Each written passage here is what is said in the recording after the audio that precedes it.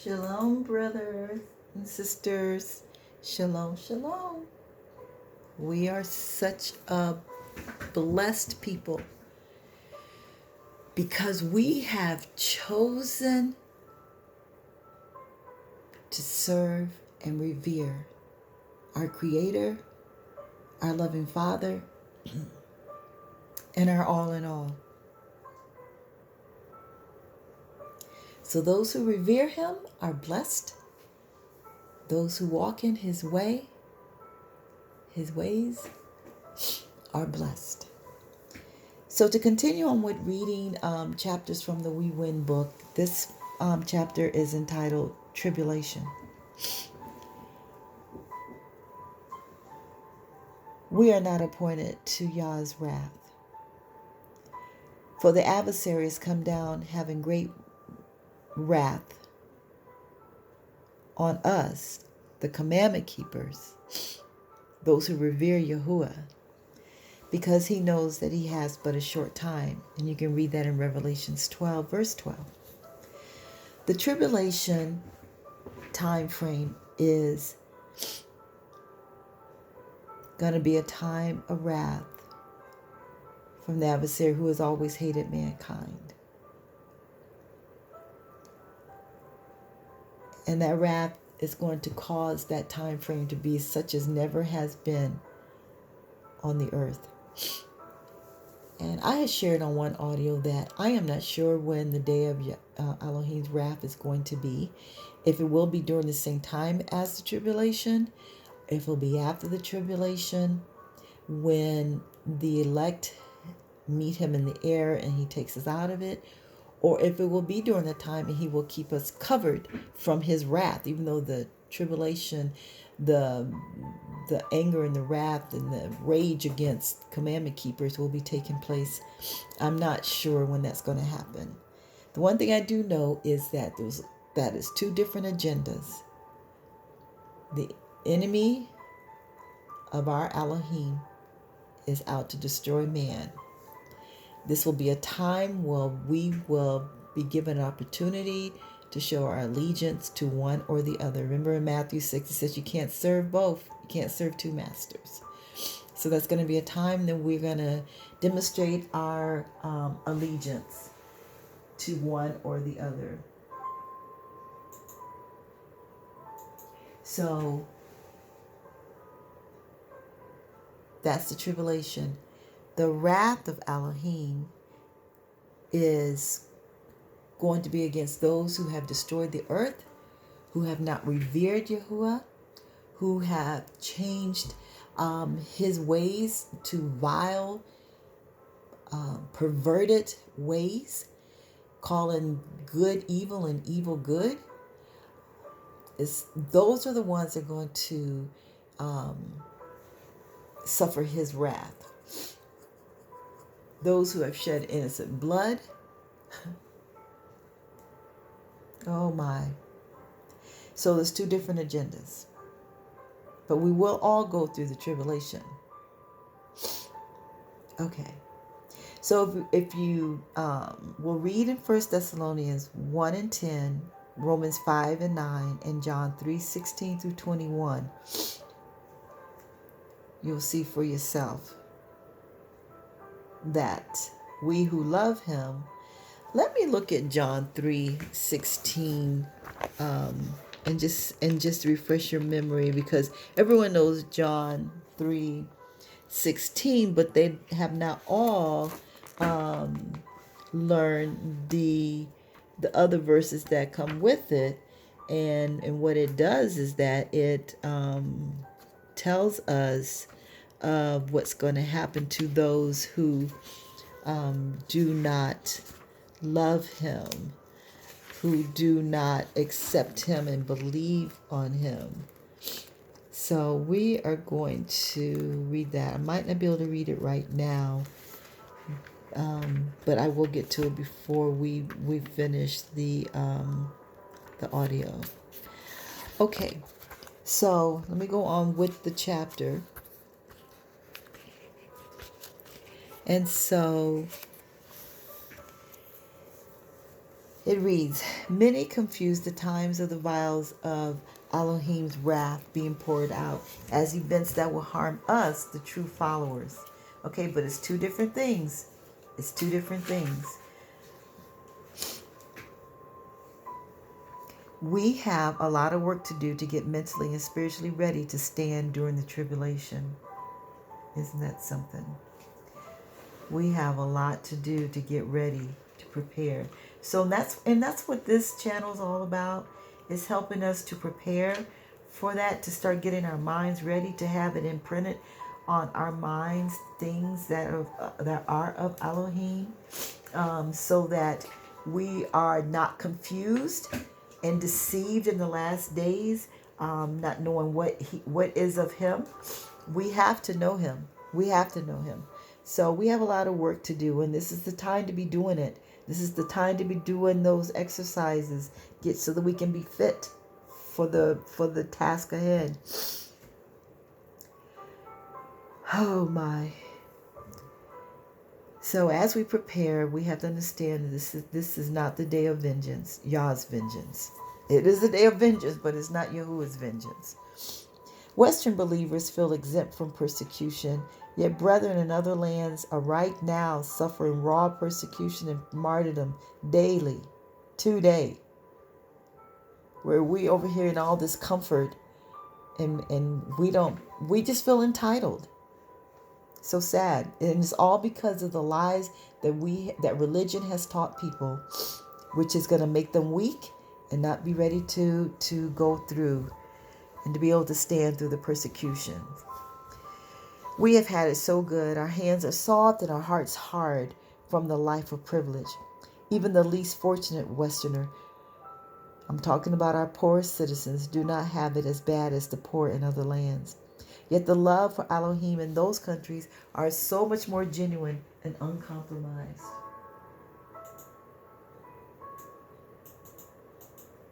It's amazing. It's even like today, the more you give people, the more they want, the more they feel entitled. Elohim's wrath is for those who refuse to accept him as the sovereign Almighty one, and they refuse to live according to to what he has written in his Torah, but they prefer to live according to the dictates of their flesh, elevating people or things as gods, deities. Elohim has always made it known that he is zealous for us. He is good. He's a good father who has selfishly and abundantly showed us his love for us. When a person stays in a relationship that is abusive, friends and family will ask, why don't they leave? Is it not interesting that people continue to stay with the adversary? Like the abuser in a relationship gives a few good times and plenty of empty promises. The adversary confuses people and deceives them, and they believe his lies. They believe that it's Elohim that's bringing bad to them, and how Elohim doesn't want them to enjoy life. Like all relationships, we have to work at one with the Most High as we would any other relationship. We cannot expect from him any more than what we know of him. If one doesn't know him as a healer, a friend, a comforter, one who is a promise keeper, how can they believe in him? And yet, how can they know him if they confuse him with the attributes of the adversary? And how can we know him if we refuse to read the word and spend time talking with him? In doing these things, we will come to know the Most High, and we will learn to love him because he first loved us. Elohim is angry with the wicked. Psalms 7:11 reads, he's not angry at his children. We're dear children. In Romans it says, we're dear children. Know the difference between Yah's wrath, which is spoken of in the scriptures as the day of Elohim, and the tribulation that is coming upon the earth. It is the adversary's day of power, and he will show how much he hates Elohim's prized creation, who are created after his image. Those people he fails to manipulate into taking the mark of the beast and to worship him, he will try to kill. He will not allow them to buy nor sell, and some he will imprison. During the day of Elohim, he warns us to get into our chamber until the indignation is overpassed, because he's coming out to punish the inhabitants of the earth for their iniquity. You can read that in Isaiah 26, verses 20 through 21. Zephaniah 2 and 3 reads, "Be hid in the day of Yah's anger." Now, I have a lot of scriptures that in the book that will show that we are not appointed to wrath, to Yah's wrath. So I'm going to just real quickly go through them. Isaiah 2 and 12, Isaiah 13, 9 through 13, Luke 21 and 36, Obadiah 1 and 15, Malachi 4, 1 through 5, 2 Thessalonians 2, 1 through 12, Proverbs 6 and 4, Revelations 9 and 4, Amos 5, 18 through 20, Psalms 145, verse 20, Psalms 37, verses 19, 25, 28, 39, and 40, Zephaniah 1, 14 and 18, Ezekiel 9, 4 through 6, Proverbs 10 and 30, Job 5, 20 through 21, Matthew 3 and 5, Deuteronomy 4 and 30, Proverbs 12 and 21, Ezekiel 22 and 30, Exodus 12 and 13. As you read and study the following verses, you will see that Yahuah is not turning on us. And those scriptures are 1 Thessalonians 2 and 16, 1 Thessalonians 5, 1 through 11, Romans 2 and 8, Romans 5, 8 through 9, Jeremiah 50, verses 13 through 14, Revelation 16, 1 and 19, Revelations 19 and 15, Psalm 79 and 6, Jeremiah 10 and 10, Revelation 16 and 19, and Revelations 18 and 10, Revelations 14 and 10 and 19, Daniel's 12, 3 through 4 and verse 10, Psalms 90 and 11, Romans 1 and 18, Nahum 1, 2, 3 and 7, Ephesians 5 and 6, Revelation 6 and 17, John 3 and 36, Revelations 15 and 1, and Colossians 3, 6 through 7. There is a lot to study to help you make an informed decision whether you should expect to leave right away, as what is told is what the rapture is, or realize we will be here. The foolish virgins did not have enough oil, maybe because they expected the bridegroom to come earlier than when he did, because they weren't prepared. But the wise virgins had enough oil just in case, And wouldn't it be better to prepare to be here and then not be here than to think you're not going to be here and be here? I would think so. So those scriptures I will put in the description box. There's quite a few of them. And if you do a study on it, I believe that you will be persuaded in seeing that we are going to be here and we need to be storing up. We need to know that our Elohim is great and that he is quite able to keep us and that he has already set up ways of escape for us. But he has told us that there's going to be a great deception and we don't want to be deceived.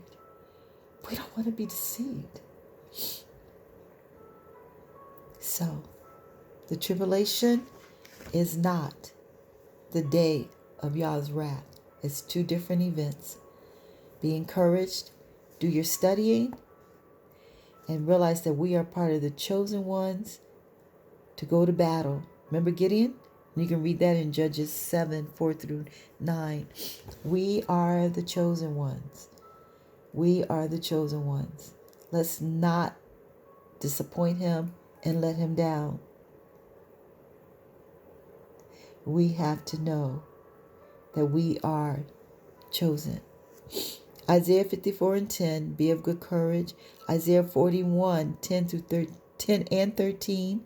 And Isaiah 43 and 2. Woo, those are words of encouragement. Deuteronomy 31 and 6, he tells us do not fear. Psalms 28, verses 7 through 10. It reminds us that Yahuah is with us. So I will put all these verses in the description box. So let me read the John 3:16 through 21 verses that I told you I would read. Okay, John 3:16. For Elohim, who so loved the world that he gave his only, brought forth Ben, so that everyone who believes in him should not perish, but possess everlasting high or life. For Elohim did not send his Ben, his son, into the world to judge the world, but that the world through him might be saved. He who believes in him is not judged, but he who does not believe is judged already, because he had not believed in the name of the only brought forth Ben of Elohim. For this is the judgment. The light has come into the world, and men love the darkness rather than the light, for their works were wicked. For everyone who is practicing evil hates the light and does not come to the light, lest his works should be exposed. But the one doing the truth comes to the light, so that his works are clearly seen, that they have been brought in Elohim. There's a difference. And the difference that is being made is in the lives that we live even right now. Have you ever thought about that? The lives that we're living right now are our actual reservations for eternal reservation. It is the determining factor of where we're going to spend eternity. We cannot serve two masters. You will love one and hate the other, hold to one, or despise the other. It's going to be one or the other. We cannot do both. Remember in Revelations, he says that he would rather we were hot or cold, but those who are lukewarm, he's going to spew them out of his mouth. He doesn't want anything to do with that. So, the tribulation is coming on the earth to try men, to see to whom their allegiance is, whom it is that they believe, whom it is they will serve. If we trust him, he will come through for us. We have to trust him. We have to be fully persuaded in our minds that he is who he says he is. He will do what he says he will do. And he will protect. He will love. He will provide. And he will give us that peace that passes all understanding. I love you in Yahuah. And remember that in Yahuah we win. We win in Yahuah. And remember what Paul wrote. We're not going to let tribulation. We're not going to let distress. We're not going to let no other creature. We're not going to let any of those things separate us from the love of Yahuah. We are going to stand strong and know that he is faithful.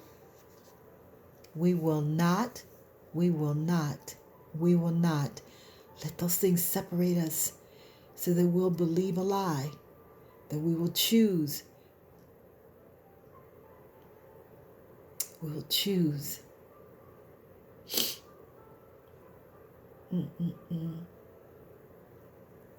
To honor the fleshly desires and to pamper the flesh.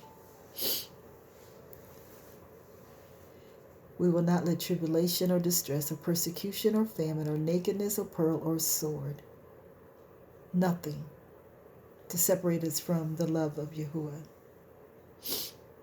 Because nothing's going to separate him from loving us. It's about us letting those things separate us from him. And all these things, we have to remember that we are more than conquerors through him that loved us and loves us, still loves us. Until next time, remember that we win. And let's get to the place that we become fully persuaded that we'll let nothing separate us from him. Because see, we who are in his hand, no man can pluck us out. He has us in a strong grip. Work out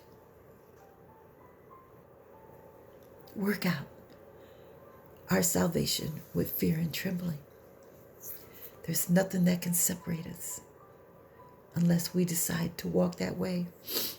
And remember in Psalms 125, I'm going to have to find it since Ruah brought it to my attention. I'll have to find that to read it. Psalms 125.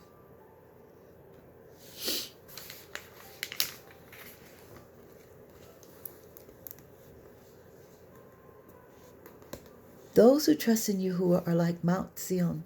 It is not shaken, it remains forever.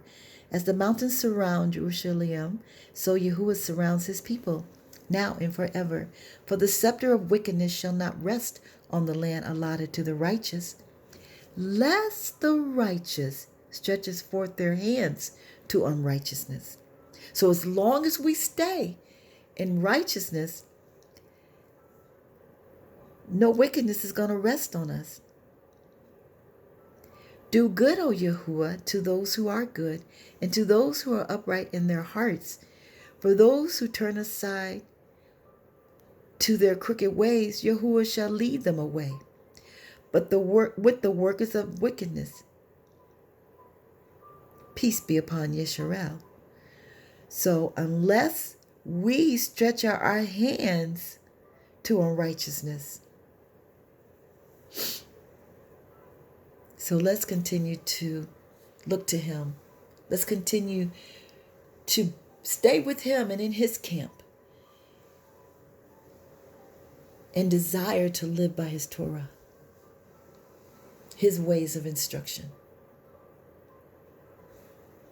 We win in Yahuah. Until next time, praise Yah and revere him.